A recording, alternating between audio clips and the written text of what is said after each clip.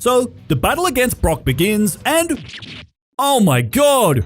Geodude! What have they done to you? Against this goofy looking Phoenix, I lead with Mewmander, and we actually get really lucky here. Because not only does our first attack leave Geo confused, it also then hits itself, giving us the first KO without taking any damage whatsoever. This brings Brock down to his final Pokemon, Groundnix. This thing looks insane. Somehow, Groundnix looks way more terrifying than even Groudon does. This fusion keeps Onix's ground rock typing, so I continue using Confusion, but this does way less damage to Groundnix. So we're not able to finish it off before Mewmander is smacked into its grave by a second super effective ancient power. This leaves us with only the Flying Pig, who is now left to single-handedly deal with this nightmare fuel behemoth. Thankfully though, our grass fighter has a great matchup here. Mambi can tank an ancient power really well before one last karate chop is all we need to crush Groundnix into the dirt.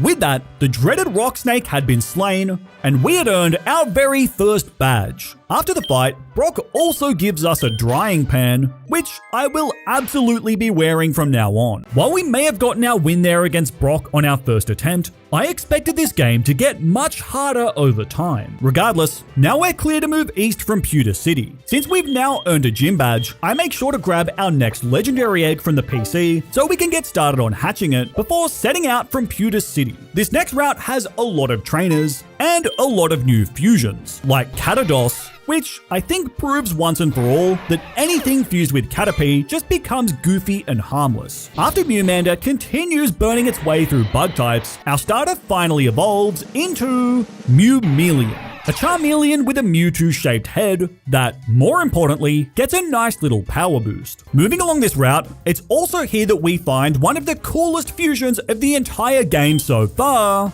Pikaquaza. Not only does this thing look sick, it even has little Pikachu hands. In another timeline, this right here would be the Pokemon mascot that we all love. After leaving yet another pile of bug trainers in our wake, we eventually make it to Mount Moon. Once inside, we still have to chase down Team Rocket, but their plan in this game is all about trying to achieve a three-way Pokemon fusion. Once we track them down inside this cave, their fusion experiment fails, causing them to flee and clearing us to pick up our Helix fossil. On top of that though, Mount Moon also has some other interesting additions, like this little Rattata. It's so cute, like an adorable little baby Raikou. But I wonder what happens if we flip the fusion.